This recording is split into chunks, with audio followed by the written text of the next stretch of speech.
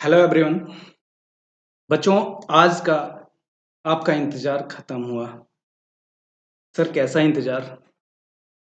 बेटा मैंने आपको कहा था कि मंडे को जभी भी क्लासें होंगी या मैंने ऑलरेडी कई क्लासों में कई आपको वीडियोज़ में बता चुका, जितनी भी वीडियोज़ हुई, जितनी भी क्लासें हुई, जितनी भी लेक्चर हुई, उनमें मैंने बता दिया कि आपको जल्द ही मैं एक फुल रिवीजन लेके आने वाला हूँ। कितने? 2 चैप्टर के। हाँ सर, ये तो आपने कई बार बताया था। ठीक, तो मैंने कई बार बताया था तो वो आज करने वाला हूँ। ठीक, मैंने आपके लिए खुद अपने हाथों से नोट्स प्रिपेयर किए हैं। बहुत अच्छे तरीके से मैंने हिंदी और इंग्लिश को मिक्स करके लिखा है, लेकिन मैंने ज़्यादा से ज़्यादा वर्ड हिंदी के ही उसमें यूज़ किए हैं। मतलब हिंदी में है, बस कुछ चीज़ों को मैंने इंग्लिश में नोट कर दिया है, थोड़ी बहुत चीज़ें जो बहुत ज़्यादा कंपल्सरी थी। मुझे लगा कि हाँ, ये चीज़ होना चाहिए, वो चीज़ें मैंने आपको उसमें ऐड करके दिखा दिया। एटीपी क्लासेस आपके लिए ला रहा है फिर से रिवीजन की वीडियो। ठीक, मैं अतुल पांडे आपको रिवीजन की क्लास में जितने भी हैं वो पार्ट्स मैं आपको कवर कराने वाला हूँ। इसमें वो चीज़ें आपको कवर कराई जाएँगी जो आपके लेक्चर वीडियो में शायद रह गई हों। आई थिंक 4 से 5 वीडियो जो भी हुए हैं, 6 वीडियो 7 वीडियो आपने मतलब 2 चैप्टर्स स्टडी करके जितना आपको लगा कि सर इसमें सफिशिएंट्स नहीं है, मेरी पढ़ाई अच्छी मुझे ये चीज़ें नहीं समझ में आई, मतलब जितनी भी आपके प्रॉब्लम्स थे, क्वेश्चन थे, वो आज सॉल्व कर रहा हूँ मैं। ठीक, तो आपको ये चीज़ें सबसे पहले जानना है कि बिज़नेस इकोनॉमिक्स का रिवीजन है और वो भी बीकॉम फर्स्ट ईयर के स्टूडेंट्स के हैं। ठीक, तो आते हैं, शुरू करते हैं। ठीक, देखो इसको आप ध्यान से देखिए, ये मैंने अपने हाथों से खुद क्रिएट करके और इसमें सेट किया, मतलब सारी चीज़ें मैंने फाइल बना के पीडीएफ आपको ये चीज़ें दिखा रहा हूँ। ये मेरे हाथों से खुद लिखा हुआ है, ये मेरी खुद की राइटिंग है और मैंने इसे बहुत अच्छे वे में लिखा है। ये कम से कम आपको 20 पेज में मिलेगा। ठीक, कितने? 20 पेज में मिलेगा टोटल। तो पेज वाइज यहाँ देखो नंबरिंग किया हुआ है, आप ध्यान से देते रहिए और आप अपना नोट्स खुद प्रिपेयर कर लेंगे इसे देख के। सर इसे ही देख के, वीडियो देख के नहीं बेटा, आप मेरे टेलीग्राम चैनल पर जाइए और टेलीग्राम चैनल पर इस वीडियो को मतलब सॉरी, इस वीडियो को मैं जब भी आपके यूट्यूब चैनल पर मतलब एटीपी क्लासेस के चैनल पर जब अपलोड करूंगा, तो वीडियो के नीचे आपको टेलीग्राम का चैनल मिलेगा। टेलीग्राम चैनल में आप जाके और नोट्स प्राप्त कर सकते हैं। मतलब जैसे वीडियो अपलोड होगा उसके 10 सेकंड बाद तुरंत क्या किया जाएगा, आपका नोट्स आपके टेलीग्राम चैनल पर मिलेगा। ठीक, तो आप नोट्स को पाने के लिए टेलीग्राम चैनल को ज्वाइन करें। इससे आपको आराम होगा।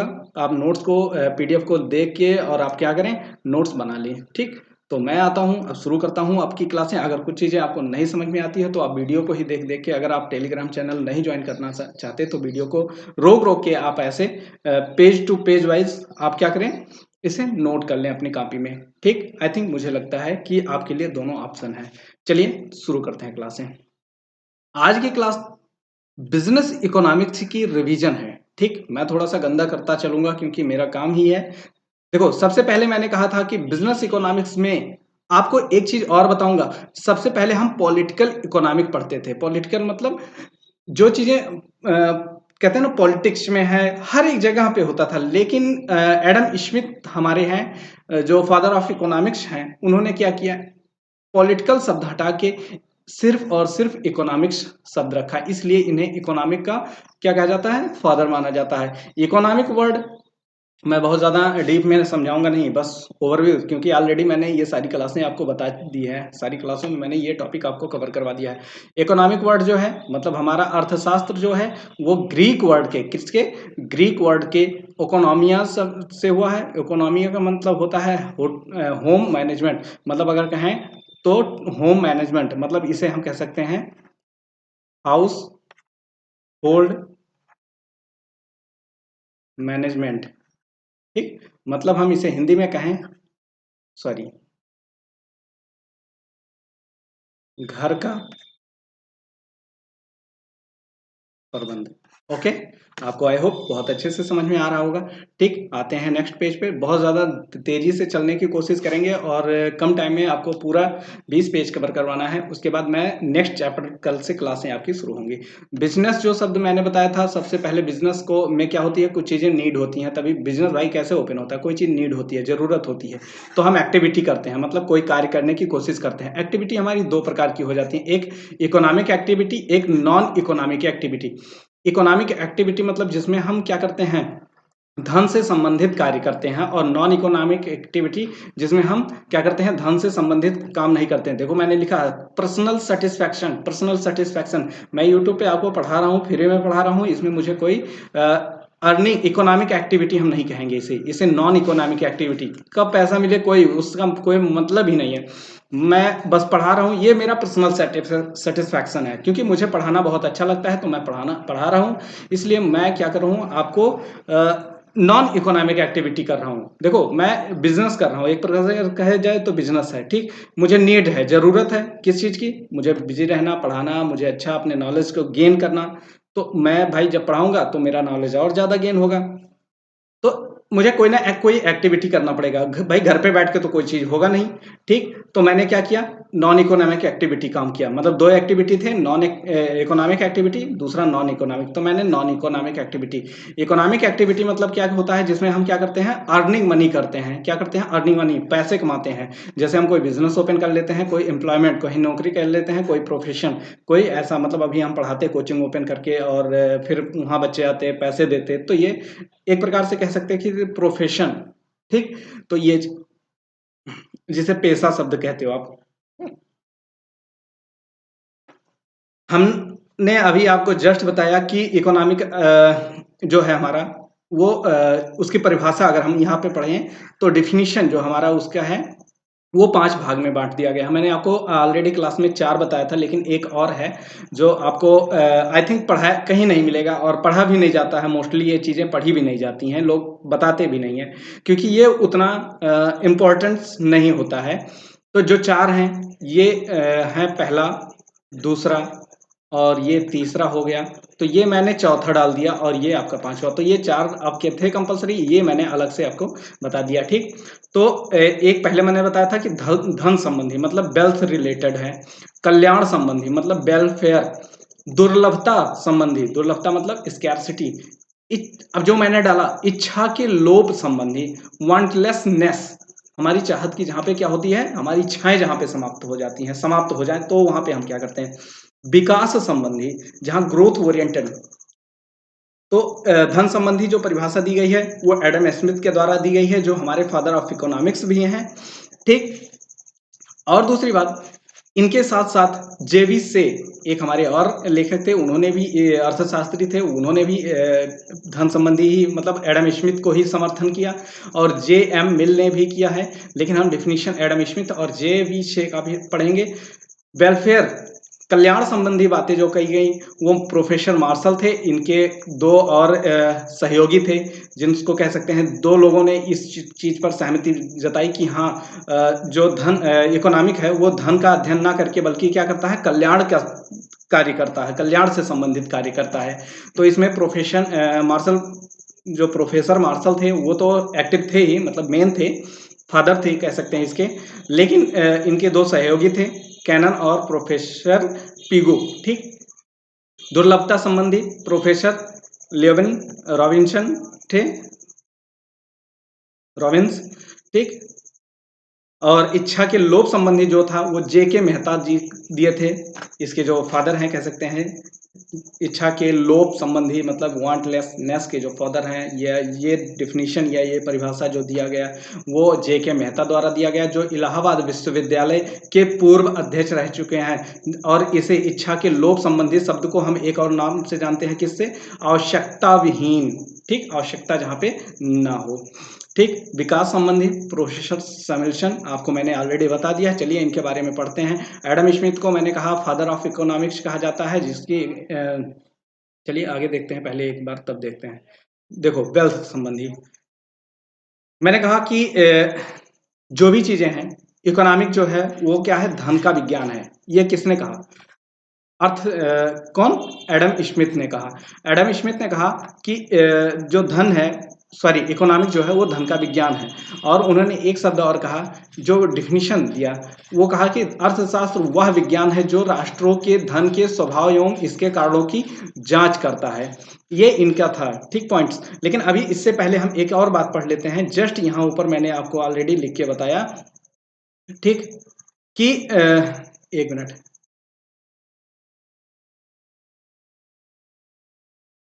यहाँ देखो, एडम स्मिथ, जो मैंने कहा कि इनकी जो डेफिनेशन थी या इनकी जो बुक थी, जिस बुक में इन्होंने पहला शब्द डाला, वो an inquiry into the nature and causes of wealth and of nation, ठीक, ये 1776 में इन्होंने इस बुक को लिखा था, जिसकी हिंदी है राष्ट्रों के धन के स्वभाव तथा कारणों की खोज है, ठीक।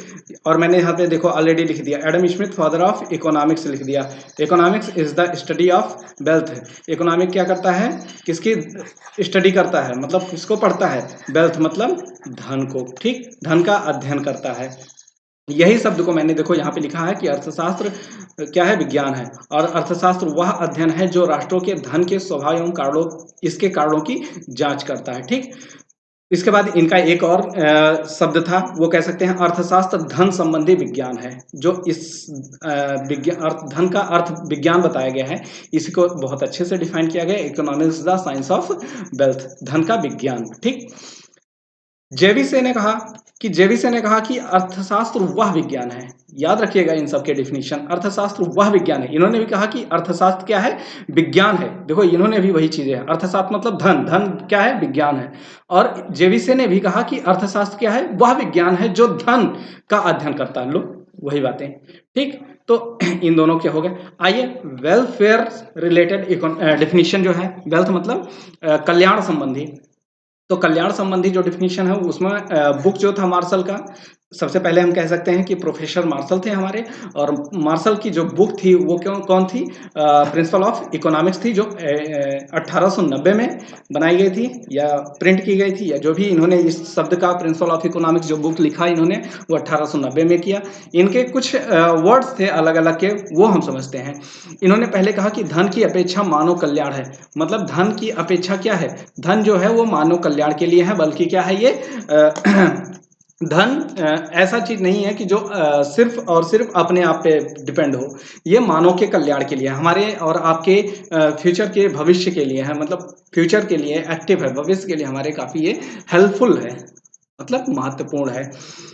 इसी शब्द को इन्होंने बहुत अच्छे से डिफाइन किया कि जो धन की अपेक्षा मानव कल्याण है इस बात को इन्होंने बताया कि धन जो है वो मनुष्य के लिए है, ना कि मनुष्य धन के लिए है। मैंने आपको ऑलरेडी ये चीजें डिफाइन कर दी है, ठीक। तो धन जो है मनुष्य के लिए है, ना कि मनुष्य धन के लिए है। क्लियर?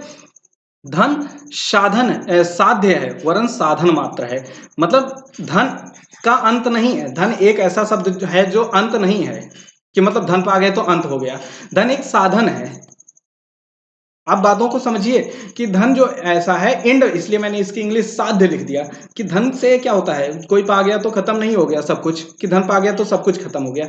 धन तो एक साधन मात्र है किसी चीज को पाने के लिए, ठीक। तो इसे हम साधन मात्र कहेंगे। इनकी जो परिभाषा थी वो परिभाषा थी कि अर्थशास्त्र में मानव जीवन के कल्याण साधारण व्यापार संबंधी कार्यों का अध्ययन किया जाता है। किसका? मानव जीवन के साधारण व्यापार संबंधी कार्यों का अध्ययन किया जाता है। यह व्यक्तिगत तथा सामाजिक क्रियाओं के उन भाग की जांच करता है जिसका निकट संबंध भौतिक साधनों मतलब जो फ्यूचर से रिलेटेड होते हैं, ठीक, जो फ्यूचर से रिलेटेड होते हैं। धन साधनों की प्राप्ति मतलब जो फ्यूचर के संसाधन है, साधन है हमारे, उनकी प्राप्ति है और उसके उपयोग से है जो कल्याण के लिए आवश्यक है। क्लियर? ये इनका डेफिनेशन है। आइए इसी में इन्होंने कैनन शब्द, मैंने कहा था ना प्रोफेसर मार्शल के साथ दो लोग और हैं, कैनन और पीगू हैं। तो कैनन ने कहा कि अर्थशास्त्र भौतिक कल्याण का अध्ययन है। अर्थशास्त्र क्या है? भौतिक कल्याण। ये बातें याद रखिएगा कि कैनन ने किस शब्द को डिफाइन किया है? इन्होंने कहा भौतिक कल्याण। भौतिक मतलब हमारे जो संसाधन है उसके कल्याण, हमारे फ्यूचर के लिए है, ठीक, कि हम उसे उपयोग कर सकते हैं, उसे अपने जरूरतों के लिए उपयोग कर सकते हैं, ठीक। राजनैतिक अर्थशास्त्र अर्थव्यवस्था का उद्देश्य उन सामान्य कारणों की व्याख्या करना है जिन पर मानव के भौतिक हित निर्भर हैं। मानव के भौतिक हित निर्भर है, मतलब हम पैसे से क्या करते हैं, अपनी आवश्यकता की वस्तुओं को खरीद कर और अपने जीवन का निर्वाह करते हैं, मतलब उसे आगे बढ़ाते हैं। क्लियर? मैंने कहा प्रोफेसर पीगू ने कहा, प्रोफेसर सबसे पहले बात चीज जान लीजिए, प्रोफेसर जो पीगू थे वो मार्शल के क्या थे, प्रोफेसर मार्शल के शिष्य थे, ठीक, उनके स्टूडेंट थे। उन्होंने इस चीज में बड़ी दिलचस्पी दिखाई और उन्होंने कहा कि जो हमारा इकोनॉमिक्स है वो क्या है, भौतिक कल्याण है। देखो इन्होंने कहा, नहीं सॉरी गलती है, भौतिक कल्याण किसने कहा, बोलिए, कैनन ने कहा, और पीगू ने क्या कहा सर, आर्थिक कल्याण। मतलब पीगू ने कहा कि भाई ये भौतिक कल्याण तो है, सही है, लेकिन ये आर्थिक कल्याण है, मतलब धन से संबंधित ये कल्याण करता है, मतलब मनुष्य की जहां पे धन की आवश्यकता होती है वहां पे ये जरूरत आता है, वहां पे ये प्रयोग होता है। कहते हैं, जैसे मैंने कहा कि बेटा अगर आप मुझसे कहोगे कि सर ये कर दो, मैं नहीं करने वाला हूं, आपका कोई काम नहीं करने वाला हूं, लेकिन आप ये कहोगे सर मुझे ये टॉपिक पढ़ा दो, मुझे ये चीजें करा दो, मैं आपके लिए तैयार हूं। मतलब मैं जो हूं, आपका जो टीचर है वो किसके लिए है, सिर्फ और सिर्फ आपको आगे ले जाने के लिए, आपको पढ़ाने के लिए, आपके ज्ञान से रिलेटेड है। और मम्मी पापा हैं वो हर चीज को जरूरत है। तो भौतिक कल्याण एक प्रकार से हम कह सकते हैं मम्मी पापा हैं, लेकिन उन्होंने कहा कि जो गुरु हैं वो क्या है, गुरु शब्द जो है, मतलब एक प्राथमिक गुरु तो मम्मी माने जाती हैं, पापा माने जाते हैं, इन सबको बताया जाता है, लेकिन प्राथमिक गुरु जो हैं वो क्या कर रहे हैं, आपके हर एक जरूरत की पूरा करते हैं, मतलब आपको मोटिवेट भी कर रहे हैं, आप कहीं अगर डिसबैलेंस हो रहे हैं तो वहां पे आपको संभाल भी रहे हैं, आपको पैसे की जरूरत है वो भी दे रहे हैं, हर एक चीज। लेकिन जो आर्थिक कल्याण मतलब धन से संबंधित जो कल्याण है, मतलब कह सकते हैं ज्ञान से संबंधित जो आपका कल्याण है मेन, वो आपको गुरु देता है, और गुरु उसके सिवाय और कुछ नहीं देता है, आपको सिर्फ और सिर्फ क्या देता है, ज्ञान। मेरी बातों को समझिएगा, मेरी भावनाओं को समझिए कि सर कहना क्या चाह रहे हैं इस बातों पे, तो आपको बहुत अच्छे से क्लियर हो जाएगा। इस चीज को मैंने बहुत अच्छे से क्लियर किया अपना, कि भौतिक कल्याण जो है वो हमारे मम्मी पापा हैं, जो हमें ज्ञान के साथ साथ हमारी आवश्यकता की हर एक वस्तुओं को जब मतलब हर एक जरूरत, हर एक वस्तुओं को दे रहे हैं। लेकिन जो हमारे टीचर्स हैं वो हमें सिर्फ और सिर्फ हमें आगे जाने का रास्ता दिखा रहे हैं कि आपको ऐसे चलना है, वो चल के सिखा नहीं रहे हैं, बल्कि वो क्या कर रहे हैं, उस चीज पर आपको जाने के लिए मोटिवेट कर रहे हैं, उस चीज को आपको बता रहे हैं कि हाँ इस डायरेक्शन में आपको जाना है, और आपको उससे रिलेटेड सारे लाइक डिसलाइक सब कुछ बता रहे हैं। लेकिन मम्मी पापा जल के बता रहे हैं आपके हर एक तथ्य को, तो इस चीज को, तो हमारे जो मार्शल थे, अब इनको हम ध्यान से देखते हैं। जो हमारे मार्शल थे उन्होंने क्या कहा कि मानव कल्याण है, तीन बातें आती हैं, मानव कल्याण, ठीक, इन्होंने क्या कहा, भौतिक कल्याण, और इन्होंने क्या कहा, आर्थिक कल्याण। मतलब हम कह सकते हैं जो हमारे मार्शल हैं, मार्शल ने क्या कहा आपको, मानव कल्याण, ठीक। दूसरी चीजें आपके कैनन ने है, इन्होंने क्या कहा, कैनन ने कहा कि भौतिक कल्याण, भौतिक कल्याण। और हमारे जो पीगू साहब हैं, इन्होंने कहा कि ये सब कुछ छोड़ के बताओ आप क्या है, ये आर्थिक कल्याण है। क्लियर? आर्थिक, बड़ी तरीके से बताई गई है इकोनॉमिक्स की, ठीक। तो आपको ये चीजें आई होप समझ में आई होगी, और अर्थशास्त्र के लिए, अर्थशास्त्र के क्षेत्र को व्यापक बनाने के लिए भौतिक में आर्थिक को जोड़ा गया है, ठीक। मतलब इनको हटाया नहीं गया कि आर्थिक भौतिक को हटा दिया है, बल्कि इसमें आर्थिक को जोड़ दिया। उन्होंने कहा कि भौतिक के साथ साथ क्या करो, आर्थिक को भी रखो, मतलब मम्मी पापा गुरु तीनों की जरूरत है। क्लियर? पीगू ने अर्थशास्त्र में, पीगू की थोड़ी सी ज्यादा क्या थी बातें थी, तो इनके लिए हम थोड़ा सा ज्यादा पढ़ लेते हैं। पीगू ने अर्थशास्त्र में भौतिक हित की अपेक्षा आर्थिक हित को अधिक महत्व दिया है, ठीक। इन्होंने भौतिक हित को मतलब एक्सेप्ट किया कि हाँ ये चीजें हैं, तभी तो भाई इस डिफिनीशन में इनको रखा गया वेलफेयर में। लेकिन उन्होंने कहा कि भौतिक से ज्यादा ये आर्थिक पर, मतलब जैसे होता है ना, आपके पढ़ाने का तरीका अलग होता है, मैं कहूंगा नहीं ये चीज है ऐसे होनी चाहिए, आपको नोट्स बनाना चाहिए, आपको अगर कोई चीज नहीं समझ में आता है तो आप मुझसे पूछो। लेकिन बहुत ऐसे टीचर होंगे जो आपको पढ़ा के और चले जाएंगे, आपसे कुछ नहीं कहेंगे कि आप नोट्स बनाओ या ना बनाओ, आपको ऐसा कुछ नहीं डायरेक्शन मिलेगा, ठीक। मतलब वो आएंगे, अपना टॉपिक पढ़ाएंगे और निकल जाएंगे। लेकिन मैं कह रहा हूं कि पढ़ो, मतलब उनकी तरह मैं भी आ रहा हूं, पढ़ा के जा रहा हूं, लेकिन पढ़ाई के साथ साथ मैं ये कह रहा हूं कि आपको ये पढ़ना है, जरूरी है आपको पढ़ना। तो नोट्स बनाना जरूरी है। वो कह रहे हैं नोट्स नहीं बनाओ, पढ़ा के चले गए, डिपेंड है। मैं तो कह रहा हूँ नोट्स बनाओ। तो ये चीजें मैं अपने बातों पर ध्यान दे रहा हूँ। ऐसे आर्थिक हित पर ये अपने जोर दिए कि इस चीज को होना चाहिए, ये चीज हो या ना हो। ठीक। अर्थशास्त्र में आर्थिक कल्याण का अध्ययन होता है। ऑलरेडी मैंने बता दिया। आर्थिक कल्याण से हमारा अभिप्राय, अब भाई आर्थिक कल्याण बार बार पढ़ रहे हैं, सामाजिक कल्याण के उस भाग से है जिसे प्रत्यक्ष या परोक्ष रूप से, मतलब प्रत्यक्ष या परोक्ष मतलब दोनों का मतलब डायरेक्ट रूप से मुद्रा के मापदंड से संबंधित किया जाता है। मुद्रा के मापदंड मतलब हर एक वस्तु के क्या किया गया, मुद्रा में मापा गया कि अगर आपको कोई भी काम करना है तो उसके लिए मुद्रा की जरूरत है, बल्कि आपको रखने या फालतू के मुद्रा की जरूरत नहीं है, बल्कि आपको ये पेन खरीदना है तो इसके लिए आपको मुद्रा की जरूरत है, इसे मुद्रा में मापना है। मापदंड मतलब इसकी एक प्राइस डिफाइन करनी है। क्लियर। अर्थशास्त्र को आदर्श विज्ञान माना है।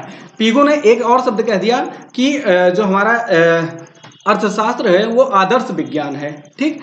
आर्थर, आर्थर मतलब हमारे कौन राइटर, सिसिल पीगू की पुस्तक, पीगू का पूरा नाम आर्थर सिसिल पीगू।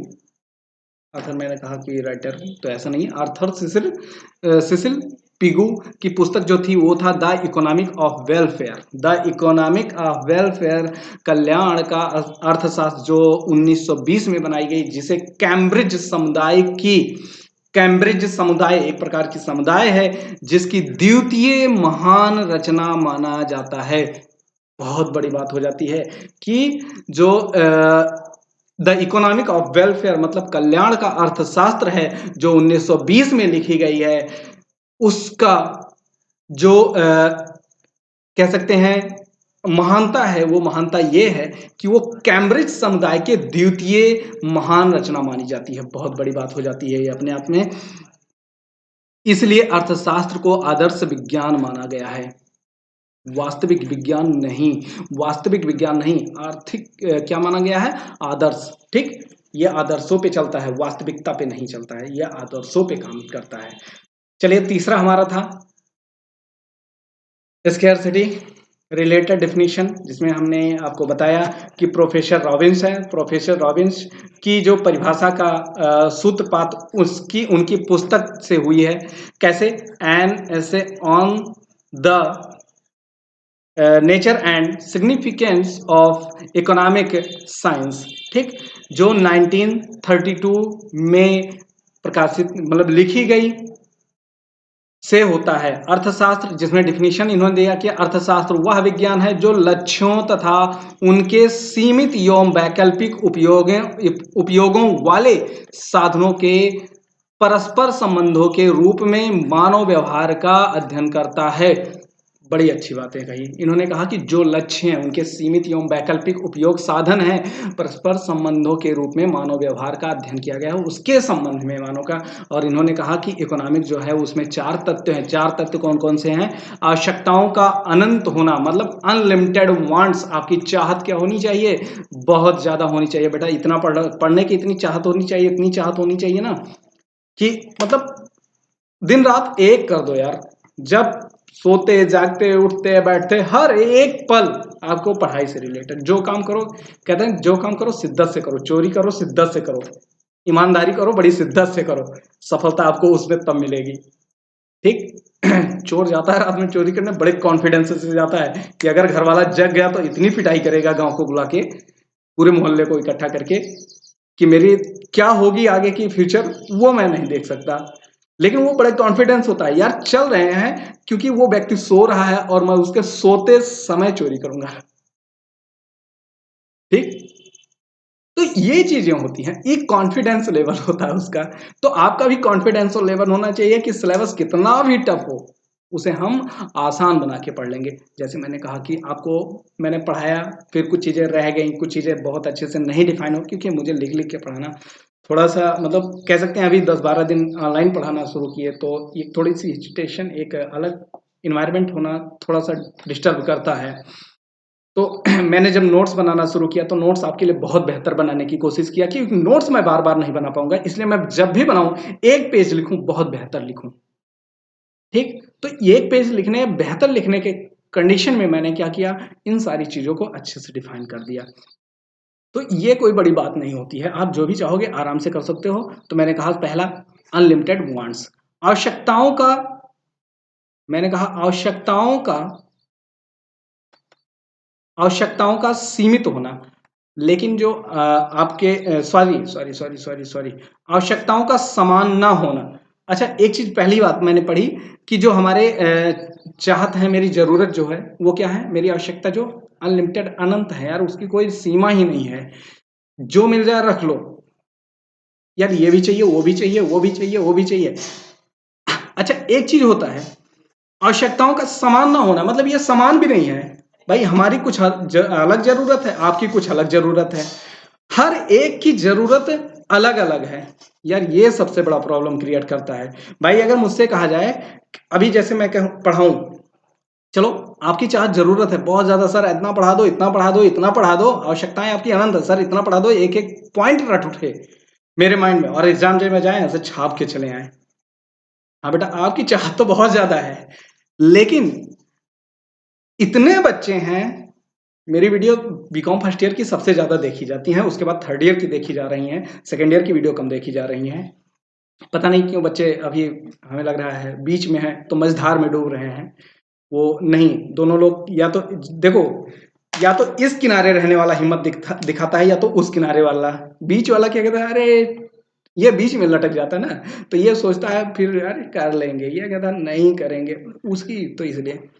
चलो ठीक है, आप भी जाओगे तो मझधार में मत डूबना, क्योंकि आपको मैं 3 साल तक मिलने वाला हूँ, आप अगर मेरे साथ रहोगे तो पक्का श्योरिटी आप बीकॉम, मैं गारंटी के साथ कहता हूँ कि बीकॉम सेकेंड ईयर अगर आप मेरे साथ कर लेते हो, बीकॉम फर्स्ट ईयर तो कर रहे हो ठीक, लेकिन सेकेंड ईयर अगर आप कर लोगे ना, तो आपका एक गोल फिक्स कर दूंगा मैं, 2 साल अगर मैंने आपको पढ़ा दिया तो 2 साल के अंदर मैंने आपका ना गोल फिक्स करवा दिया, तो मेरा नाम अतुल पांडे नहीं है, ये मेरी चैलेंज है, और बेहतर रिजल्ट के साथ, और आपका जो गोल होगा आप उसको भी फाइंड करोगे, ये मेरा वादा है। ठीक, चलो, तो अभी बच्चों का क्या है, आवश्यकताओं का समान ना होना। अरे यार, कोई कह रहा है सर इंग्लिश में पीडीएफ बना दो, कोई कह रहा है सर इंग्लिश हिंदी में नोट्स बना दो, कोई कह रहा है सर अगर और कोई भाषा आपको आती हो तो उसमें भी बना दो, लेकिन मुझे ये एक चीज बताऊं, मैं हिंदी का स्टूडेंट रहा हूं, आपको जहां पढ़ा रहा हूं वहां पे हिंदी के बच्चे हैं, मेरे जितने बच्चे थे वो सब हिंदी मीडियम के थे, तो मैं सबसे पहले उनको प्राथमिकता लेकर चल रहा हूं, उन्हीं को पढ़ा रहा हूं, इसलिए मैं हिंदी में पढ़ा रहा हूं। अभी कोई बच्चा कहता है कि इंग्लिश में पढ़ा दोगे, मैं उसको कहूंगा रुक जा भाई, मुझे भी तो सांस लेने दे, एक तो अभी बना के निकला हूँ, दूसरा अभी सर इंग्लिश में बना दो, बनाऊंगा बनाऊंगा इंग्लिश में भी बनाऊंगा, लेकिन सबसे पहले मैंने हिंदी में दिया, क्योंकि मैं हिंदी में पढ़ा रहा था, तो हिंदी। तो ये आपकी जो आवश्यकताएं हैं वो असमान है, कोई हिंदी कोई इंग्लिश कोई उर्दू कोई संस्कृत, अरे कितने में बनाऊं, एक ही दो रहने दो। ठीक, आगे चीजें, साधनों का सीमित होना, ए यार सबसे बड़ी बात होती है ना साधनों का सीमित होना। अभी मैं कुछ चीजें पढ़ाता हूँ तो कभी अभी सोचो लाइव पढ़ाऊं तो पता लगता है क्या है, नेटवर्क ही नहीं है फोन में, चलो नेटवर्क है तो उसका क्या है, नेट पैक खत्म हो गया, नेट पैक भरवा लिया, चलो सब कुछ कर लिया, पता लगा क्या हुआ, या चल ही नहीं रहा है, रो रो के चल रहा है, सर बफरिंग कर रहा है, बड़ी समस्या है। तो और साधनों का सीमित होना, मेरे पास क्या होना चाहिए, अच्छी डिवाइस होनी चाहिए, अच्छा सिम कार्ड होना चाहिए, जिसमें मतलब जिसका नेटवर्क अच्छे से चले, मुझे ज़्यादा से ज़्यादा नेट होना चाहिए, चलो वो तो भाई आप भरवा लोगे, लेकिन आपको डिवाइस चाहिए, डिवाइस नहीं होना तो आप लाइव नहीं चला पाओगे। उसके बाद क्या होना चाहिए, सिम अच्छा होना चाहिए, अब कितने यार सिम रखो, आजकल तो बड़े, एक सिम चलाना लोगों के लिए मुश्किल हो गया है, तो एक सिम को जिंदा रखने के लिए 40-50 हर महीने खर्चा करना पड़ता है, तो ये भी सबसे बड़ी बात होती है। सर साधन तो बड़े सीमित है, अभी सब कुछ हो जाए तो आपके सब कुछ अच्छे से। साधनों का वैकल्पिक उपयोग, जो भी साधन है उनका सही तरीके से यूज करना, मेरे पास जितना है उससे मैं जैसे ही पढ़ा पा रहा हूँ वैसे पढ़ा रहा हूँ, तो ये क्या होता है, एक सबसे बड़ा इफेक्टिव कार्य हो जाता है कि मैं आपको जैसा है वैसे आपको प्रोवाइड करा दे रहा हूँ। ठीक, ये बहुत ज्यादा हो गया। हाँ, फोर्थ, वांटलेसनेस रिलेटेड डिफिनीशन, भाई वांटलेस जिसमें चाहत ही खत्म है। तो कह रहा है कि अर्थशास्त्र वह विज्ञान है जो मानवीय आचरण का इच्छा रहित अवस्था में पहुंचने के लिए एक साधन के रूप में अध्ययन करता है। जे के मेहता जी ने कहा कि वह विज्ञान है जो मानवीय आचरण, मनुष्य के स्वभाव का इच्छा रहित अवस्था में पहुंचने, मतलब उसकी इच्छाएं खत्म हो जाएं, ऐसी अवस्था में पहुंचाने के साधन के रूप में अध्ययन करता है। ठीक, जहां पे मैं आपको एक बहुत छोटे से बात में ले चलूंगा। नीड मतलब आपकी आवश्यकता जब क्या होगी, खत्म हो जाएगी, एंड समाप्त हो जाएगी। क्या आपकी आवश्यकता जब समाप्त हो जाएगी और जब आपकी आवश्यकता एंड हो जाएगी तो क्या होगा, देयर इज नो प्रोडक्शन, तो किसी चीज का प्रोडक्शन नहीं होगा। मान लीजिए अभी सभी जितने टीचर्स हैं ऑल वर्ल्ड में सब इस पेन पैड और क्या कहते हैं व्हाइट बोर्ड मार्कर से पढ़ाना शुरू कर दें, तो ये जो कॉलेज में स्कूल में चौक वाली व्यवस्था है, चौक और डस्टर वाली व्यवस्था है, इसकी आवश्यकता क्या होगी, खत्म हो जाएगी। चाक और डस्टर की आवश्यकता अगर खत्म हो जाएगी, जब चाक और डस्टर की आवश्यकता खत्म हो जाएगी तो उसका प्रोडक्शन नहीं होगा। प्रोडक्शन मतलब चाक और डस्टर बनाया ही नहीं जाएगा, और जब चाक और डस्टर बनाया नहीं जाएगा तो डिमांड भी, मांग उसकी कोई करेगा भाई, जरूरत ही नहीं है। और जब मांग नहीं होगा तो पूर्ति नहीं करवाई जाएगी। अगर मार्केट में कोई चीज ऐसी है जिसकी मांग ना हो तो आप फालतू में किसी को ले जाओ, अरे सर ये पेन ले लो, पेन ले लो। उसको जरूरत ही नहीं है तो क्यों उस चीज की मांग करेगा। ठीक, और जब मांग नहीं करेगा तो कंपनी क्यों इसे बनाएगी। जिस चीज को कंपनी देख रही है कि मार्केट में कोई मांग ही नहीं रहा है, उस चीज को कंपनी बनाएगी, उसकी सप्लाई करेगी, पूर्ति करेगी कि हाँ ये चीज भाई भर दो। दिवाली आ रही है, दिवाली में लोग क्या करेंगे, पटाखे खरीदेंगे, तो वो क्या कहेगी, एक काम करो दिवाली में रंग बना के रख दो। दिवाली में रंग, सर कलर कोई खेलेगा दिवाली में, पटाखे जलाएंगे, बत्तियां जलाएंगे, तो उसमें कलर की क्या आवश्यकता आ गई सर, होली थोड़ी ना है। हाँ बेटा होली नहीं है तो मांग किसकी है, दीपक की, पटाखों की। तो और पूर्ति हम किसकी कर रहे हैं, उसी की तो करेंगे पटाखे, और उसकी ज्यादा सप्लाई करें, मतलब प्रोडक्शन करेंगे, ज्यादा से ज्यादा मात्रा में मार्केट में वो चीजें भेजी जाएंगी कंपनियों के द्वारा। भाई एक काम करो, पटाखे मार्केट में भिजवाओ और दीपक भी भिजवाओ, सब लोग खरीदेंगे क्योंकि दिवाली आ गई, उस चीज की मांग होगी। लेकिन अगर वो दिवाली है और होली रंग रंग बना के आप सप्लाई कर देते हो मार्केट में, तो उसे कोई नहीं खरीदेगा, दुकानदार भी नहीं खरीदेगा आपको बेचने के लिए। तो जिस चीज की मांग नहीं उसका सप्लाई भी नहीं होगा। ठीक, और जब ऐसा कुछ होगा तो नो एक्शन, कोई परिवर्तन ही नहीं होगा। ठीक, ठीक, ओके सर, समझ में आ रहा है। एक चीज बताऊं, आपके वीडियो में कमेंट आते हैं, मैंने बहुत अच्छे में देखा, सब में कमेंट आते हैं, प्लीज इसमें तो कमेंट कर देना, सबसे ज्यादा कमेंट्स इस वीडियो में होने चाहिए। ठीक, और लाइक सबसे ज्यादा होना चाहिए।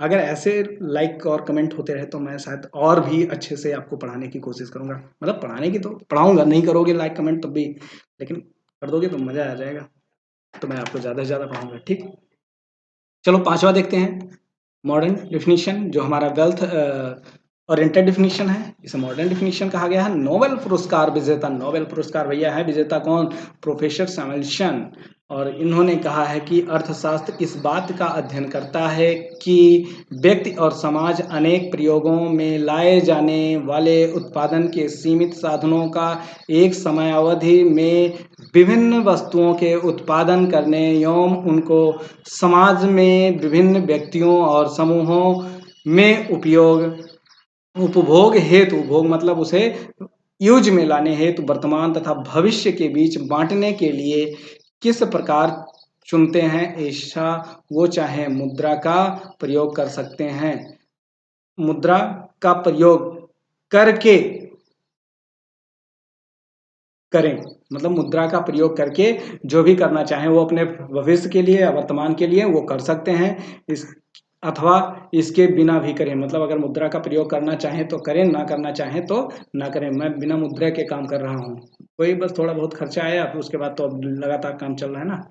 तो कोई व्यक्ति होता है, अभी बच्चे कोविड-19 नहीं होता तो मेरे बच्चे सामने होते और मैं डायरेक्ट उनको बढ़िया बैठ के पढ़ाता। तो कुछ चीज़ें ऐसी होती हैं जो चीज़ें इकोनॉमिक होता है, बिना पैसे के काम होता है, कुछ चीज़ें होती हैं बिना बिना पैसे के हो ही नहीं सकता है। तो आप मनुष्य के ऊपर डिपेंड करता है कि कौन कैसा।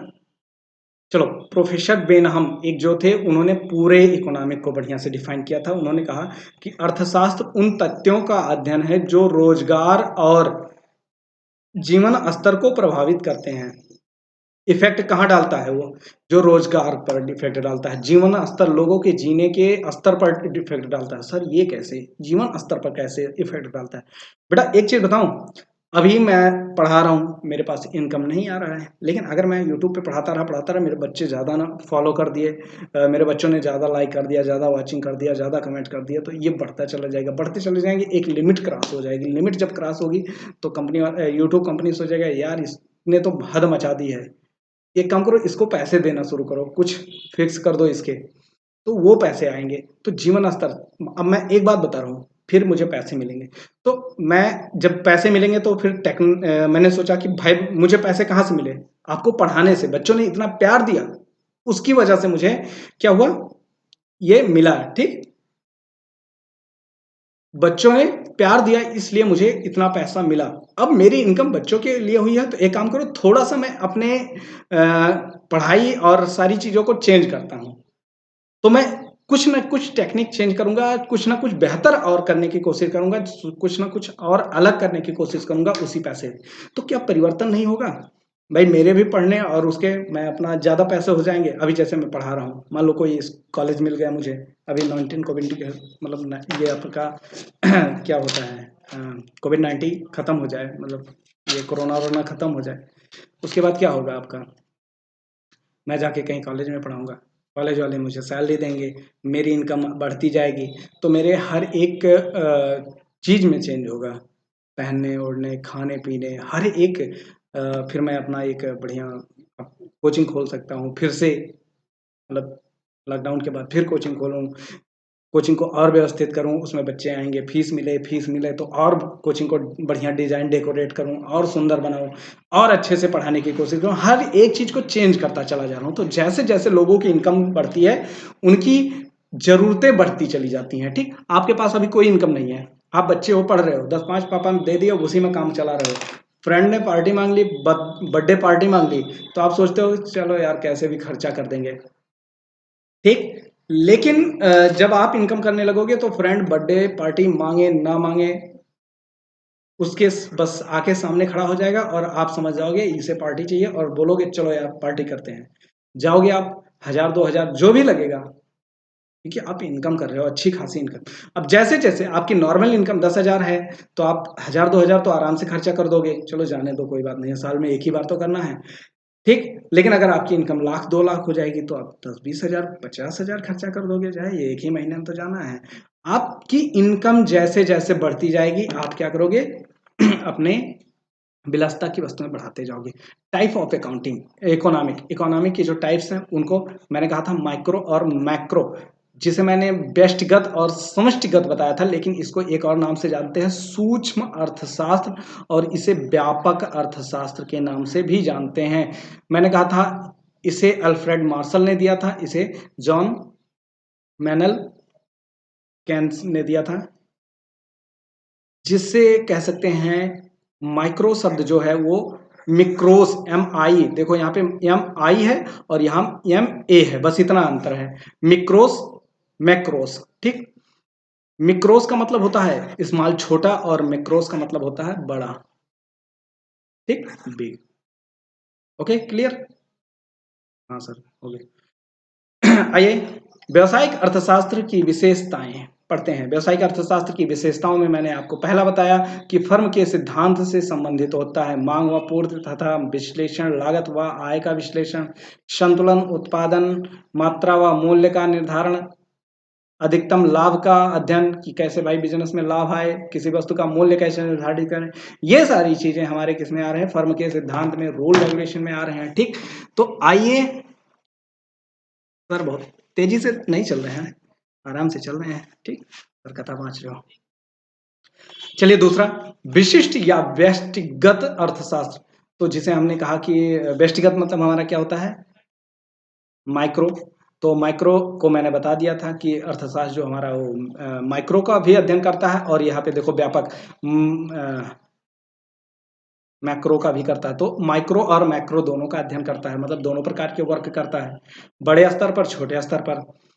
मैंने तीसरा कहा कि निर्देशात्मक प्रकृति, व्यावसायिक अर्थशास्त्र वर्णनात्मक ना होकर क्या होता है, निर्देशात्मक होता है, यह किसी चीज को निर्देश देने का काम करता है। सिद्धांतों तथा आर्थिक विश्लेषणों का किस प्रकार प्रयोग किया जा सकता है, इस चीज को बताता है कि जो हमारे सिद्धांत हैं या आर्थिक विश्लेषण है उनका किस प्रकार उपयोग किया जाए, इस चीज को वो क्या करता है, बताता है, मतलब निर्देश देता है। किसी चीज का वर्णन नहीं करता है, उसे निर्देश देता है। चौथा बता देते हैं, पांचवा हो ही गया है और 6 बाकी है। ठीक, तो ये 6 हो जाएगा अभी।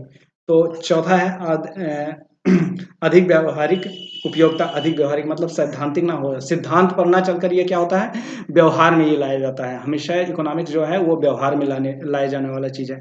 आदर्श अर्थशास्त्र क्या है कि अपेक्षा क्या होना चाहिए पर अधिक जोर देता है। जो हमारा इकोनॉमिक्स है वो आदर्श अर्थशास्त्र इसलिए कहा गया है, ये बताता है कि क्या है, इस चीज पर ध्यान नहीं देना चाहिए, क्या होना चाहिए इस पर ध्यान देता है। व्यापार का लाभ क्या है, ये नहीं जानना चाहता है कि व्यापार में कितना लाभ हुआ है। ये कहता है कि व्यापार की जो लाभ मात्रा है उसको अधिक कैसे किया जाए, इस पर जोर देता है कि व्यापार में हमारे कितना लाभ हुआ है, हमारे कितने बच्चे ने फॉलो किया, इस चीज पर हम नहीं देख रहे हैं।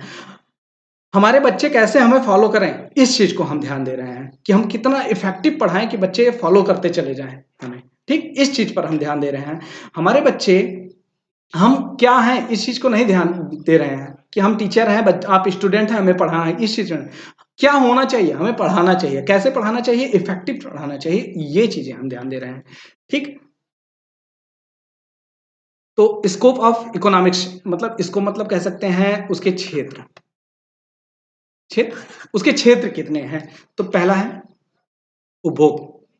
सबसे पहले अगर कहा जाए तो मैंने उल्टा लिख दिया, लेकिन 5 लिखने थे, मुझे लिख दिया, मैंने गलती कर दिया।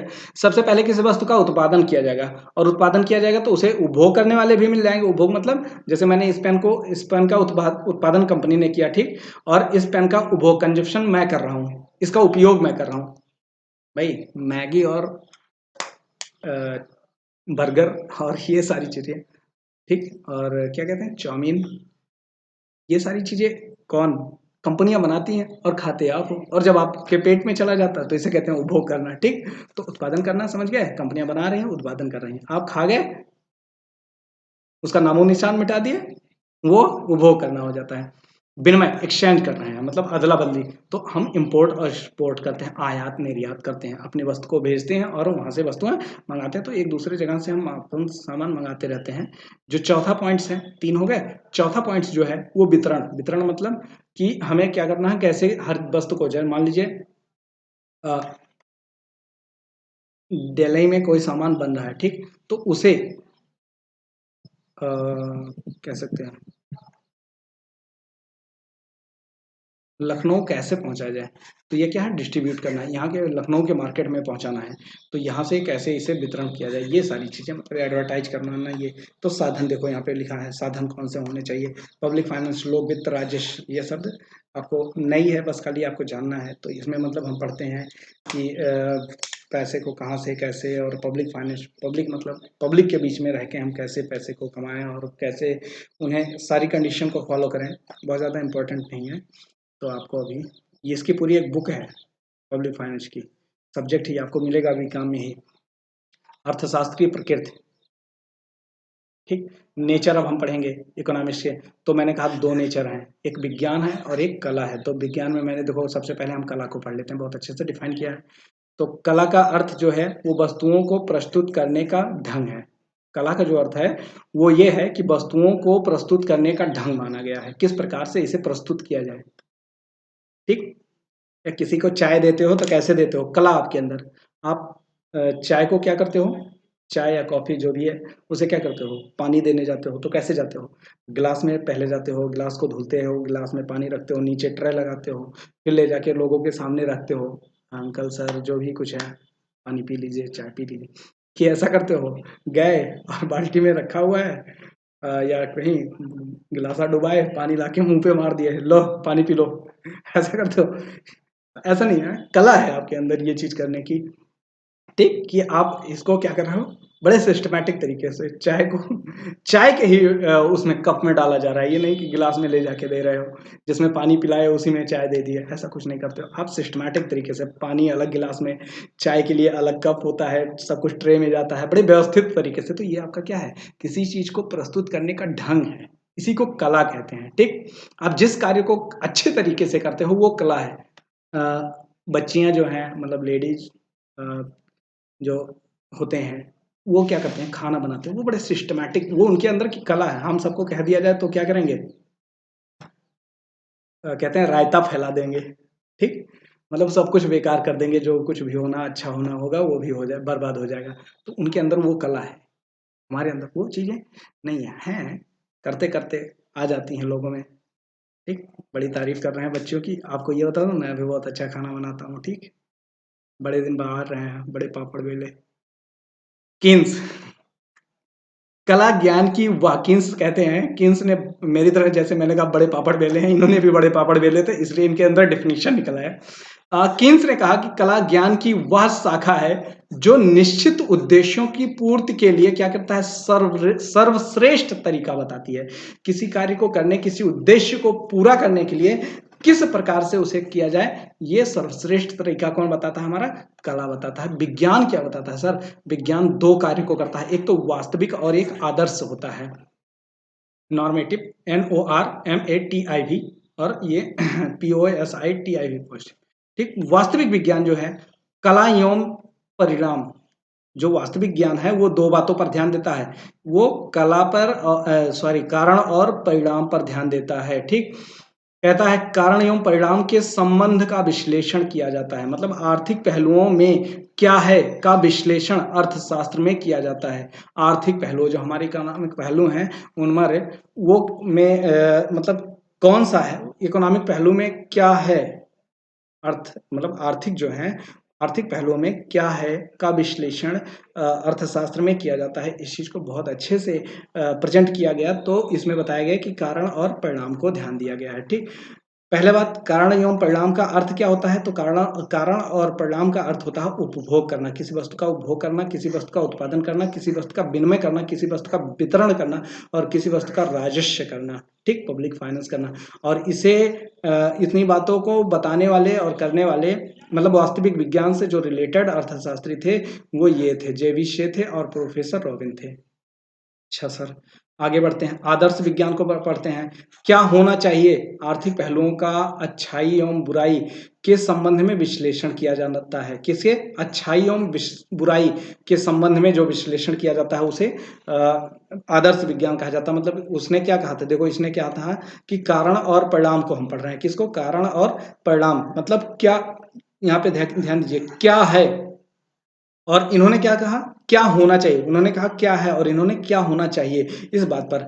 तो मार्शल, पीगू और हार्टेक, किन्स, ये सब मिलकर इस पर, फिर उसके बाद सबने मिलकर फ्रेडमैन आ गए, एक अर्थशास्त्री थे, उन्होंने आके सबको बराबर कर दिया, बोला भाई तुम एक काम करो, आदर्श विज्ञान और कौन थे, वास्तविक विज्ञान। तो वास्तविक और आदर्श दोनों लोग लड़ाई कर रहे थे मिलके, दोनों भाई थे, लड़ाई कर रहे थे, बगल के चाचा जी थे। ठीक, वो आए फ्रेडमैन जिनका नाम था, उन्होंने कहा एक काम करो, चुप रहो, बंद हो जाओ, नहीं बहुत मारेंगे।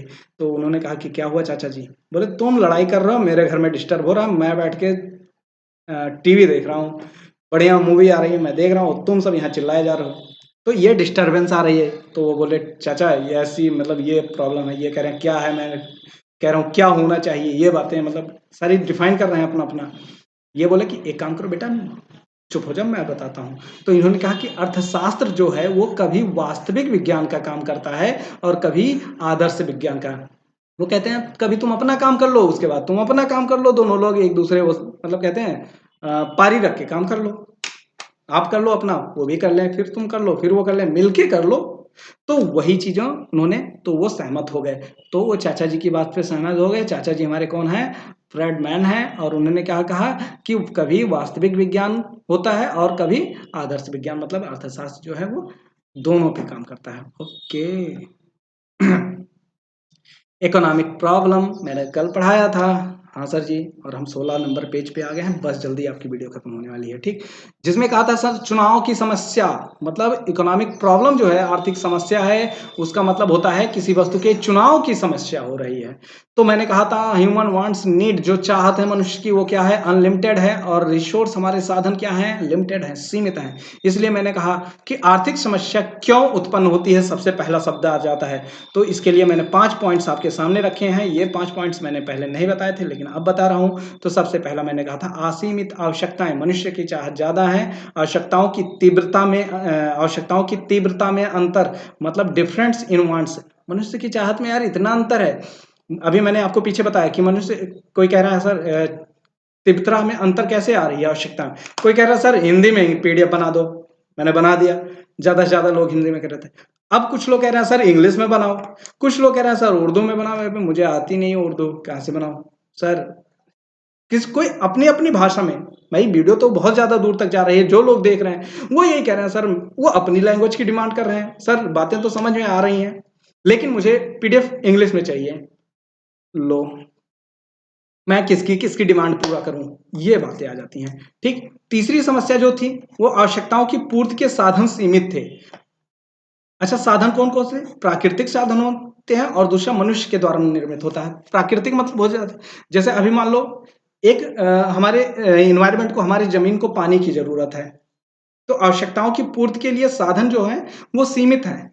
अभी पता लगे कि हम सबको क्या चाहिए? पानी चाहिए जमीन को। मौसम ऐसा है कि बारिश नहीं हो रही है, हमारी जो किसान के फसल हैं वो क्या हो रहे हैं? नष्ट हो रहे हैं पानी के बिना। तो दूसरी पहली चीज आती है कि या तो बारिश हो जाए, बारिश हो गई तो ये नेचुरल हो गया, प्राकृतिक के द्वारा हो जाएगा। दूसरा कंडीशन हम कैसे कर सकते हैं, साधनों की पूर्ति कैसे कर सकते हैं? मनुष्य के द्वारा जो निर्मित है, मनुष्य के द्वारा मतलब मशीन लगवाना, वहां से फिर पानी निकालना, अंदर गहराई तक बोरिंग कहते हैं उसे करना, मतलब पाइप डाल के नीचे जमीन के अंदर पाइप डाल के और उससे क्या करना, पानी निकालना हम मशीन के। तो ये मनुष्य के द्वारा ही तो निर्मित किया जा रहा है, वो सारी काम वर्क का किया जा रहे हैं। ठीक। तो ये सबसे बड़ी बात होती है। ठीक। साधनों का वैकल्पिक उपयोग, साधनों का वैकल्पिक मतलब चुनाव करिए कि किस चीज को कितनी मात्रा में। मेरे पास मान लो एक पेन है तो बड़ी सेफ्टी से, अब इसके जो निब आते हैं इस पेन के वो 4-5 मिले हुए हैं मुझे, तो मैं थोड़ा-सा कह सकता हूँ कि इसे, जैसे होता है ना आपके पास कोई वस्तु होती है ज़्यादा होती है तो उसका दुरुपयोग होता है, और कोई वस्तुएँ बहुत कम होती हैं तो उसका सदुपयोग होता है, मतलब उसका उपयोग बहुत अच्छे से करते हो आप। आपका फ़ोन 2000 का है, अगर घर में आपके पास 2 फ़ोन हैं, एक बड़ा है जो है 50-60 हज़ार का, एक फ़ोन है जो 2-4 हज़ार का है। 2-4 हज़ार वाले की बेचारे की कदर ही नहीं है। वो छोटा वाला फ़ोन कहेगा दिन भर तो कान के पास मुझे लगा के रखते हैं, दिन भर मेरी बैटरी उतारते हैं, और हाथ में और जेब में, और कदर जो है वो बड़े फ़ोन की है, ताकि यूज़ कम आता है, वो खाली यूट्यूब और वो चैटिंग करने के लिए आता है। दिन भर मुझे धूप में लगा के बात करते हैं। तो जिस वस्तु का उपयोग आपके क्या होते हैं, उसकी कीमत कम है। भाई बड़े आदमी हैं आप, तो बड़े आदमी हैं तो आपके लिए 1000-2000 बहुत बड़ी बात नहीं होती है। तो आप उसे सिर्फ़ बात करने के लिए रखे हैं कि बैटरी बैकअप अच्छी है, चलो रख लेते हैं। तो उसका दुरुपयोग है, क्योंकि बस बात किया फेंक दिया, बात किया, अरे फूट गए, ₹1000 तो नुकसान हुआ ना। तो ये चीज़ें मेरे कहने का मतलब है कि जो बड़ी वस्तुएँ होती हैं महँगी, मतलब कुछ आपके पास कोई उसकी आप क्या करते हो बड़ा अच्छा से। तो मेरे कहने का मतलब ये होता है कि आप वस्तुओं को क्या करिए, वैकल्पिक चुनाव करिए, किस वस्तु को कहाँ पे यूज़ किया जाए और उससे क्या हमें रिज़ल्ट मिलेगा, क्या प्रॉफ़िट होगा, क्या बेनिफिट होगा, उस चीज़ को ध्यान दीजिए। हमें क्या करना है, अभी हमें पढ़ाना था तो हमें बहुत कुछ चाहिए था। कहें तो मेरा चेहरा आपको अच्छे से नहीं दिखाई देता होगा, तो मुझे एक कैमरा लगाना चाहिए बढ़िया, और मेरा फेस बहुत अच्छे से आए, और थोड़ा-सा डिज़ाइन करना चाहिए। मुझे एक टाइपर रखना चाहिए जो टाइप करके मुझे ये पीडीएफ ऐसे लिखना ना पड़े, मुझे टाइप करके दे दे। ठीक। तो ये क्या होना चाहिए, वैकल्पिक। अब ऐसा कुछ है नहीं, साधन असीमित है हमारे पास, कि सीमित है? सीमित हैं। ठीक। साधन क्या है मेरे पास, सीमित हैं। तो जब साधन सीमित हैं, तो मैंने क्या किया, पीडीएफ बना लिया, बढ़िया पेज उठाया, पेज पे लिखते चला गया, स्कैन करके बढ़िया से उसे डिजाइन देखो ये कल चेंज कर लिया, उसके बाद लाके मैंने आपके सामने प्रस्तुत कर दिया। बड़े सिंपल तरीके से हो गया। मुझे थोड़ा सा लिखना पड़ा, थोड़ा सा मेहनत करना पड़ा, लेकिन टाइप करना पड़ता, तो वही थोड़े से मेरे लिए हिंदी टाइपिंग बड़ी मुश्किल होती। ठीक। तो चयन एवं चुनाव की समस्या, तो हर चीज हो जाने के बाद क्या होता है, कभी कभी चयन चयन एवं चुनाव की समस्या आ जाती है। जैसे मुझे पढ़ाना था तो बच्चे बड़े दिन से 2 महीने से करीब क्लासें चलाओ सर टेलीग्राम पे सब जुड़े पड़े। 2 क्लासें चली, बंद हो गई क्योंकि नहीं चल मिला था, चला मिला तो बच्चे जुड़ गए, लेकिन अब फिर वही दिक्कत, सर चलाइए क्लास, बंद हो जाइए, बंद कर दिए, ये दिक्कत वो दिक्कत। तो चयन एवं चुनाव की मैं कैसे क्लास चलाऊं, क्या बोर्ड का, व्हाइट बोर्ड का यूज करूं? तो व्हाइट बोर्ड के लिए मुझे दिक्कत आई कि व्हाइट बोर्ड तो चलो आ जाएगा, मेरा जो था वो आ जाएगा। मैंने अपना व्हाइट बोर्ड ले लिया, मार्कर ले आए, सब कुछ ले आए। अब पता चला मुझे फ़ोन से, मेरा फ़ोन पुराना या मेरे फ़ोन का कैमरा इतना अच्छा नहीं कि मैं क्या करूँ, बढ़िया उसे रिकॉर्ड करूँ। मुझे बड़ी प्रॉब्लम आई कि नहीं हो सकता, मुझे माइक मँगाना पड़ेगा, मतलब बोलने के लिए, इसके लिए। तो कई ऐसी समस्याएँ, तो चयन फिर मुझे लगा कि लैपटॉप तो मेरे पास है, एक काम करते हैं पेन पैड मँगा लेते हैं। पेन पैड मँगा लेंगे, डायरेक्ट लगाएँगे, सब कुछ होने लगेगा। तो ये चयन एवं चुनाव की समस्या मेरे सामने आई और इसके बीच में मैं सोचते-सोचते 2 महीने पार कर दिया। उसके बाद जाके पेन पैड मँगाया, फिर पढ़ाना शुरू कर दिया। यही चीज़ें 2 महीना पहले मुझे कर लेना था, तो बच्चे भी सैटिस्फाई होते, अब तो बहुत सिलेबस निकल गया होता। तो ये कई ऐसी समस्याएँ आपके सामने आती रहती हैं, ठीक? आइए जल्दी से क्लास को खत्म करते हैं। फिर मैंने कहा अर्थव्यवस्था के 3 प्रमुख कार्य हैं। मैंने कहा, आपको बताया था, उत्पादन, उपभोग तथा समृद्धि। इसमें समस्या आ गई तीनों में, चाहे उत्पादन करने हो, चाहे उपभोग समृद्ध करने में, तीनों में। तो क्या समस्या आई? दुर्लभ अथवा सीमित साधनों का मितव्ययतापूर्ण उपयोग करना, मतलब इसको सही तरीके से प्रयोग करना हमारा नहीं कर पा रहे थे। तो इसमें कोई साधन है उसका क्या होता है? मितव्ययतापूर्ण, मतलब सही ढंग से उसका उपयोग ना कर पाना, ये दुर्लभता और सीमित होने के कारण हो गए, ठीक? अ, इस दृष्टि से क्या कहा गया? अर्थशास्त्र दुर्लभ साधनों के वैकल्पिक प्रयोगों के आवंटन का अध्ययन है। मतलब ऐसी समस्या आ गई तो अर्थशास्त्र ने क्या किया, ऐसी परिस्थितियों, मतलब दुर्लभ साधनों के जो वैकल्पिक प्रयोग हैं, मतलब उसका कहाँ पे यूज किया जाए, उसका कहीं कहाँ पे ऐसा किया जाए, कहाँ पे यूज किया जाए, कहाँ पे उसे यूज ना किया जाए, इस चीज को डिफाइन किसने किया? अर्थशास्त्र ने। मतलब दुर्लभ साधनों को अच्छे से डिफाइन किया कि आप इस कार्य को ऐसे करो, जैसे मैंने कहा। फिर मैंने डिफाइन किया कि जाके मुझे पेन पैड लाना चाहिए, तो ये अर्थशास्त्र ने बताया कि भाई इकोनॉमिक कैलकुलेशन किया कि मुझे कैमरा चाहिए, माइक चाहिए, व्हाइट बोर्ड चाहिए, मुझे डेली उस पर पढ़ाना है, उसके लिए लाइव क्लास चाहिए, ऐसी कुछ, मतलब वीडियो रिकॉर्ड करेंगे, फिर उसको इस तरह से एक्टिव करना है, उसके लिए मुझे अब। तो मैंने कैलकुलेशन किया कि दोनों में खर्चे क्या आ रहे हैं। तो अगर मैंने कहा बोर्ड के अकॉर्डिंग, तो मुझे लगा कि 10,000 मेरे खर्चे हो जाएंगे, ठीक। फिर मैंने कहा कि अगर मैं पेन पेन पैड का यूज कर रहा हूँ, तो हो सकता है मेरा 5,000 में काम हो जाए। तो ये दोनों में ना मैंने डिफरेंस देखा, और ये इकोनॉमिक, ये देखो अर्थशास्त्र ने दुर्लभ साधनों का मतलब टैकल, भाई अगर कह सकते हैं कोरोना में हर कोई, यहाँ तो हमारे देश की इकोनॉमिक जीडीपी घट गई, हमारी तो पता नहीं क्या होगी, ठीक। हर व्यक्ति की हालत खराब है क्योंकि सब लोग बैठे हैं, तो इनकम कहीं से नहीं है। तो मैंने सोचा कि भाई एक ज़्यादा इनकम है इसमें, पता नहीं टीम टाइम ज़्यादा है, इसमें कम टीम टाइम है और सस्ता भी है। तो मैंने क्या किया, ये कौन मुझे समझाया? इकोनॉमिक ही तो समझाए ये काम करना, मतलब कि मैंने डिफाइन किया दुर्लभ साधन का सदुपयोग किया, ठीक। तो दुर्लभता की समस्या इसलिए उत्पन्न होती है क्योंकि हम मनुष्य की चाहत ज़्यादा है और रिसोर्स कम है। दुर्लभ साधनों के आवंटन की समस्या का हल कीमत निर्धारण प्रणाली में विद्यमान है, जो प्रत्येक अर्थव्यवस्था में कीमत निर्धारण, यहाँ पे देखो मैंने कीमत निर्धारण किया है, जो कहाँ पे डिफाइन है? इकोनॉमिक्स में इसी बात को बताया गया है, ठीक। प्रोफेसर सैमुअल्सन ने कहते हैं कि प्रत्येक आर्थिक प्रणाली को किसी न किसी प्रकार 3 प्रमुख आर्थिक समस्याओं का समाधान करना पड़ता है। कौन-कौन से? किन वस्तुओं का कितनी मात्रा में उत्पादन किया जाना चाहिए, उनका उत्पादन किस प्रकार, कितनी मात्रा, किस प्रकार किया जाना चाहिए, और वस्तुओं का उत्पादन किनके लिए किया जाना, मतलब कैसे उत्पादों का वितरण कैसे किया जाता है। तो ये बातें आती हैं, इनको हम पढ़ते हैं, जिसे हम कह सकते हैं central problem of an economic. इसे कहते हैं, जो प्रॉब्लम हमारी तीनों हैं उनको हम सेंट्रल प्रॉब्लम कहते हैं। आपको अगर कह दिया जाए सेंट्रल प्रॉब्लम, तो आप इसी को लिख दीजिएगा, ठीक। तो पहला, दूसरा और तीसरा जो था, पहला था व्हाट टू प्रोड्यूस, मतलब हमें क्या उत्पादन किया जाए। तो ये बातें थी। तो हम क्या आपको बताए थे, कंज्यूमर गुड्स और कैपिटल गुड्स, 2 प्रकार की गुड्स आप क्या करें, उत्पादन करें।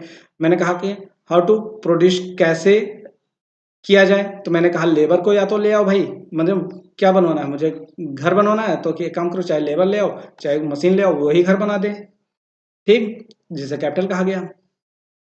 तो फिर मैंने कहा कि तीसरा, अच्छा किसके लिए? अरे भाई घर रहने के लिए चाहिए, किसके लिए बनवाना है? तो मैंने इसमें 2 बातें अब रख दी हैं यहाँ पे, पर्सनल डिस्ट्रीब्यूशन, मतलब डिस्ट्रीब्यूशन ऑफ इनकम, अपनी इनकम को देखकर हम काम करेंगे, मतलब इनकम देख के बनाना चाहिए। किसी वस्तु को इनकम देख के बनाना होता है, और किसी को फंक्शनल डिस्ट्रीब्यूशन मतलब फंक्शन देखिए तो लैंड, लेबर और कैपिटल ये सारी चीज़ें देखते हैं कि ज़मीन कितनी है। अब घर बनाना है तो ज़मीन देखना पड़ेगा, लेबर कितने मिल जाएंगे, पूंजी कितनी है, ये सारी चीज़ें देख के तो काम करेंगे। और दूसरा होता है कि हम रिच हैं या पुअर, किसके लिए बना रहे हो। तो कंपनियां क्या, ये तो मैंने अपने ऊपर उदाहरण दिया, लेकिन कंपनियां ये सोचती हैं कि एक काम करो, इनकम देके। कुछ लोग ऐसे हैं जिनकी इनकम ज़्यादा है, मतलब रिच है, ज़्यादा धनी है। कुछ लोग पुअर गरीब हैं, तो उनके लिए भी बनाओ। मैंने कहा एक लैंड ज़मीन देख के कुछ लोग होते हैं ना, अभी बहुत ऐसे क्या बताएं, बहुत ऐसी बातें आती हैं सामने कि उनके पास इतना ज़मीन है, उनके पास इतने लेबर हैं, उनके पास इतनी पूंजी है, बहुत ऐसी बातें होती हैं। तो ये सारी चीज़ें ध्यान में रखी जाती हैं। देन मैंने कहा आर्थिक समस्या का चार्ट मैंने बना के रखा है, आपको लास्ट में दिया है। तो आर्थिक समस्या मतलब हमारी जो आवश्यकता है वो क्या है, असीमित है। और असीमित आवश्यकताओं की तीव्रता में क्या होता है, वेद होता है, अंतर होता है। ठीक, आपको बता दिए हैं, जिससे क्या होता है, चयन की समस्या होती है। और जब चयन की समस्या आती है तो क्या होता है, आर्थिक समस्याएं उत्पन्न होती हैं। हमारे साधन आवश्यकताएं होती तो हम साधन खोजते हैं। ठीक, जो हमारे क्या है, सीमित है हमारे साधन। ठीक, दूसरी बात, जब साधन सीमित है तो साधनों के वैकल्पिक उपयोग का हम कारण खोजते हैं, जो हमारे कहाँ से, अर्थशास्त्र का उदय होता है। जहाँ से हमारे जब हम साधनों के वैकल्पिक उपयोग को करते हैं तो हमारा अर्थशास्त्र उदय होता है। ठीक, और अर्थशास्त्र क्या करता है, अर्थशास्त्र के अध्ययन की विषय सामग्री बन जाता है। ठीक, तो ये जब कह सकते हैं कि अर्थशास्त्र का उदय होता है तो अर्थशास्त्र के अध्ययन के विषय सामग्री उसे मानते हैं। और इसे हम कह सकते हैं कि आर्थिक समस्याएं भी जब उत्पन्न होती हैं तो कुल मिला के जाके अर्थशास्त्र के अध्ययन के विषय सामग्री बन जाती हैं। आई होप आपको ये चीजें समझ में आई होंगी। और कल से हम आपको मिलेंगे नेक्स्ट क्लास में, सॉरी, नेक्स्ट क्लास में हम आपको देंगे क्या, लॉ ऑफ डिमांड, मतलब कह सकते हैं जो मैंने आपको बताया था, डिमांड, लॉ ऑफ डिमांड और इलास्टिसिटी ऑफ डिमांड। ठीक, तो ये सारी चीज़ें हम आपको डिफाइन करेंगे, बताएंगे। और आप प्लीज़ इसे फॉलो करें, अच्छे से पढ़ें। ठीक, चलिए, थैंक यू,